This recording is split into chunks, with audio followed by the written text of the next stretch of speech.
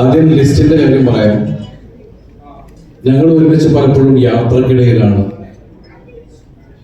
ഇങ്ങനെ പരിചയപ്പെട്ടുകൊണ്ടേയിരുന്നത്. പിന്നെ പല വേദികൾ വെച്ച് പരിചയപ്പെട്ടു. ആ പരിചയം ഇങ്ങനെ പുതുക്കിക്കൊണ്ടിരിക്കുകയെന്ന് പറയില്ലേ.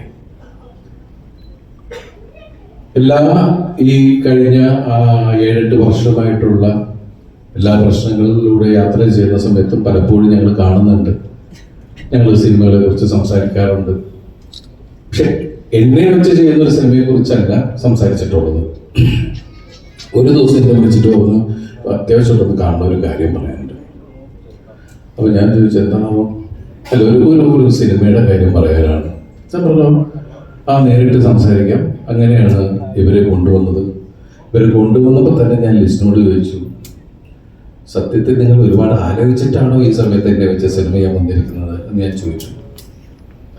പറഞ്ഞു ഈ സിനിമയുടെ കഥ നിങ്ങൾ കേൾക്കുക എന്ന് പറഞ്ഞു.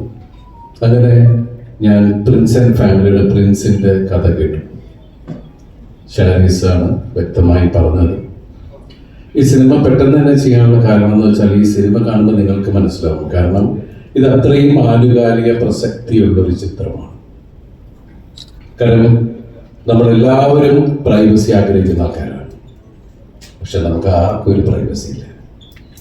അങ്ങനെയുള്ള ലൈഫിലൂടെയാണ് നമ്മൾ പോയിക്കൊണ്ടിരിക്കുന്നത്. അങ്ങനെ ഏറ്റവും കൂടുതൽ പ്രൈവസി ആഗ്രഹിക്കുന്ന പ്രിൻസ് ലൈഫിൽ അയാള് സർവൈവ് ചെയ്യാൻ, അയാള് മുന്നോട്ട് പോകാൻ വേണ്ടി അനുഭവിക്കുന്ന പ്രശ്നങ്ങൾ ആണ് ഈ സിനിമയിലൂടെ ഷാരിസും പിന്റോയും പറഞ്ഞിരിക്കുന്നത്. അതിന് എല്ലാ ഒത്താശകളും ചെയ്തു കൊടുത്തത് ലിസ്റ്റിന്. ഈ സിനിമയിൽ ഇവിടെ പറഞ്ഞ പോലെ തീർച്ചയായിട്ടും ഞങ്ങൾ അത്രയും വിശ്വസിച്ച് അവരെ ഞങ്ങൾ വിശ്വസിക്കുന്നു.